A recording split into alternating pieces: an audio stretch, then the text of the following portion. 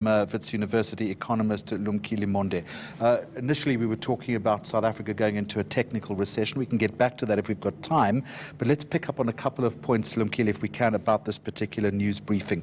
One wonders, given the love fest that seems to exist now between Pretoria and Beijing, whether there isn't now an over-dependency on China and its assistance. President Ramaphosa said the perception that China was there to rape and plunder resources is no longer there. There is a pledge of solidarity now and commitment. But is that really the case? Not really. Remember that China, particularly in East Asia, has been involved when there was default in grabbing a port for that. So we remain very skeptical about the relationship between South Africa and China, specifically relating to economic policy, because I don't want to see the Chinese model being imported to South Africa. Why? Firstly, the success of the Chinese model is around investing on your own people. It's land reform, so we're doing some land reform now. However, it's a capability-driven type of a model. And in South Africa, we know that the majority of people, particularly within the ANC, that is why the ANC has fallen short.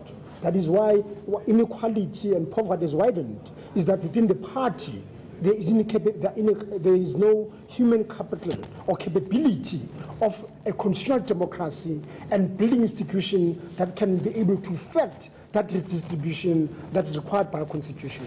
So how then do we guard against potential demands that China is going to make in terms of its investment protocol in this country?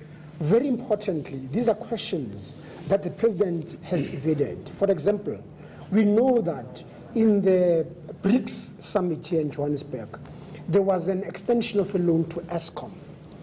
The parliamentary members, Mr. Hlengwa from the IFP, asked a question about the terms. The president went all over the show. So we need some transparency. So our role as teachers and civil society is to ask more questions so that the relationship between us and China is transparent, particularly around the terms of the loans that we get to. What are the secret arrangements that South Africa gets into in these loans that China gives us? But having said that, though, it's the only game in town, isn't it? It's not the only game in town, Jeremy. Remember that we remain very, very close to the International Monetary Fund and the World Bank. We had Theresa May here in South Africa recently. So we've got these networks that we've built, not only now, post-1994. But not with the scale and punch that China has got, surely. We've even tried. Remember, the ANC took a calculated view. Firstly, I think driven part of it by lack of transparency. Our relationship with China, our relationship with Russia, was informed by the Zuma regime trying to avoid issues of accountability when questions are being asked about, for example, the nuclear, that, you know, China, Russia, and the BRICS country provide South Africa a refuge to hide certain things, because the wars and in fact the marches that the international civil rights movement, as well as the international NGOs, have been fighting against the World Bank and IMF around opening up, have been won. What we're seeing now is the reverse of many of these countries to another bloc that is that's very opaque. So in other words, not making China too easy a default option as far as our strategy is concerned. I want to talk to you about the trade deficit that exists between the two countries that President Ramaphosa referenced. He said that there needs to be a greater two-way relationship. In other words, we need access to more Chinese markets in order to sell goods. What market access then do we need urgently to China? Value-added goods, Jeremy. Such as what? Remember, such as the value-added goods that come out of our motor cars, that we do in terms of the OEMs that we have in South Africa. Because one of the biggest issues, Jeremy, is that we're all importing raw commodities. You can see our Chinese relationship is determined by one company, Kumba, which is the biggest component to the iron ore. So we need more access to the market so that also our fruit as well, because we've got very good fruit that we expect to EU, but you can go to China as well. So we need all those market accesses on commodities that are very value added, such as the one that we already supply. Providing, Lumkile Monde, we're price competitive. We are price competitive. We know that Chinese, unlike the Europeans, do block access to an extent. So we want to see how those barriers are opened up. What is important, Jeremy, is also ensuring that our business sector does have lines of credit with Chinese banks, because what mainly frustrates is the fact that some of our companies may not have lines of credit. I know that Standard Bank, for example, has got a branch as part of the Chinese establishment. So in that regard, they could have the facilitations. But others need to play a bigger role so that we can then reverse that deficit that we face with. But often the complaint from South African businesses is it's simply too onerous to do business in China. Very much so. Remember, this is a culture, Jeremy. We are used to Anglo-Saxon culture, where there's transparent, when I shake your hand, a deal is done. So South African business people have to overcome that Anglo-Saxon bias and start understanding the Chinese way of doing things. We mustn't forget also, Jeremy, that South Africa has been a very good trading partner with Japan, despite of the culture. So that rift can be overcome, but it requires less politicking and less reliance on its economic strategy, because I think some of our businesses are worried about the ANC economic development strategy, that the ANC is becoming more statist. That's despite the fact that it's incapable of running its own state-owned enterprises. So to an extent that the ANC opens up, allows the market to flourish, allows business people to flourish, and breaks down some of those companies that are inefficient, such as Eskom, where we allow more renewables to come in, which are private sector driven. So the attractiveness of the ANC to Chinese economic ideology is very, very worrisome, and maybe the stumbling block for a number of businesses. President Ramaphosa saying at the beginning of that briefing that he believed the relationship between Pretoria and Beijing was a partnership based on action. One senses sometimes there's more action coming from China than there is here. How do we accelerate, how do we gather more momentum on that flywheel? We can only accelerate it, Jeremy, when we are ready ourselves. Remember that the Chinese are very much dependent on government.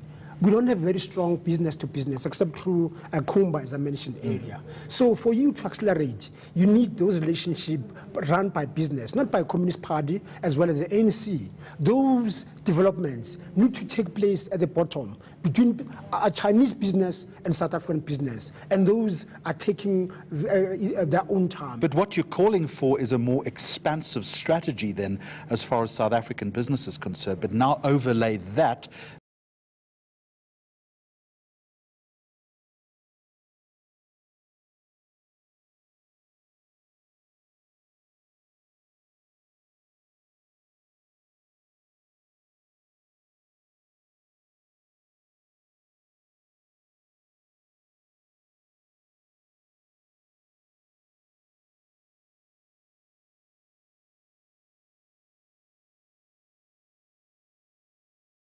strategy. That strategy is our strategy in the sense that we have got the capability, we've got construction companies, we've got the financial muscle, given how strong our financial companies are, to piggyback on our relationship with Kenya and the Chinese, to really make sure that strategy, South Africa doesn't become just a spectator, but it participates on that. But more importantly also, in building infrastructure to link Cape to Cairo, South Africa can play a very critical role given our capability. So these are the ideas that we want to see our business sector working with our politicians to try and make sure that we don't miss that boat around. So why aren't we embracing that Pan-African cooperation more? Because the relationship domestically between state and capital is wanting. Remember that with the way the ANC government has conducted itself in the positive thing I mentioned around land reform, that by it not having worked with capital, remember capital has got billions of exposure, particularly in the agricultural sector, that the fact that the government wakes up and overnight and announces without taking a stakeholder along, creates a lot of mistrust. Remember, we come to a 10-year of mistrust between business and Zuma regime. So for President Ramaphosa, who's trying to do that, he needs to bring them much closer. How do you do that? You do that by really trusting them and making sure that you walk the walk with them, because everyone understands that we can never have an inclusive economy when the majority of South Africans are in the cold. So business has got a role to play. In that regard, please, Mr. President and the ANC, be close to business, embed yourself, but be able also, as you give a carrot to business, be able to use a stick when business goes the other way. A further $60 billion in terms of commitment as far as China is concerned. If I was hearing that correctly, that wasn't to this country, but it was an Africa-wide reach out. In the bigger scale of things, that's not a lot of money. No, it's not much. And again, China will be expecting a maximum ROI on that. Very much, except for those countries that the President Ramaphosa talks to that have got weak economies, they can't pay or sell. So that becomes a handout, in other words. It becomes a grant. With strings attached, though. I hope not. But inevitably, surely. No, it shouldn't. You know. Remember, Jeremy, through the International Monetary Fund, we had a program called Highly Indebted Poor Countries Program, HIPIC for a short. And Mozambique became a beneficiary. And what happened next is how the Mozambican politician went to the till and looted Mozambique. Today, Mozambique is struggling because there was a Cunha scandal. There's millions of problems around their gas reserves because of corrupt politicians. So the danger around grants or free money or these poor these facilities where you take away the debt is that African politicians then use that window to loot. And that's, for me, the fear, that when there's free money, it always lands up in wrong pockets. And I think the president or FOCAC itself will ensure that those that get free money, the politicians are held to account, that there's no leakage because there's free money. It's going to be a very difficult job to do that, though. Well, it's difficult with us. We've got a commission of inquiry, and we have yet to see the big guns, whom we know that also might have a hand. We know that, for example, Jeremy, that the two leading politicians in the ANC top 6,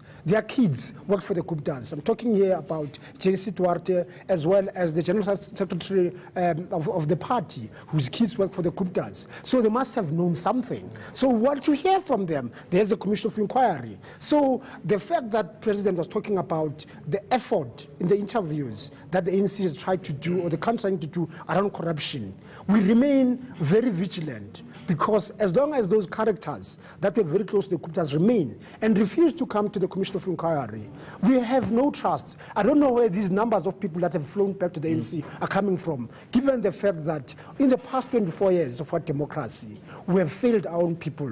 Inequality, poverty has worsened under a black government, and yet those that are in the ANC leadership have become richer.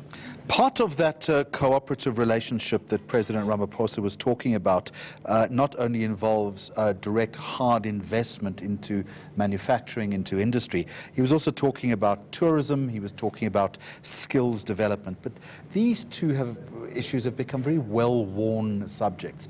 I mean, are we going to see an influx, for instance, of Chinese tourists into this country? Is that really going to promote great economic dynamism and growth?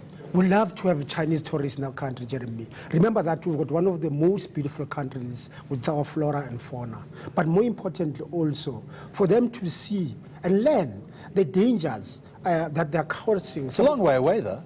Well, long way, but Jeremy, they can hop. You know, they can hop around. But also, given their might financially, they should be able to afford. So them coming here, remember that tourism for us creates not only the foreign revenue earnings, but employs hundreds of thousands of our people.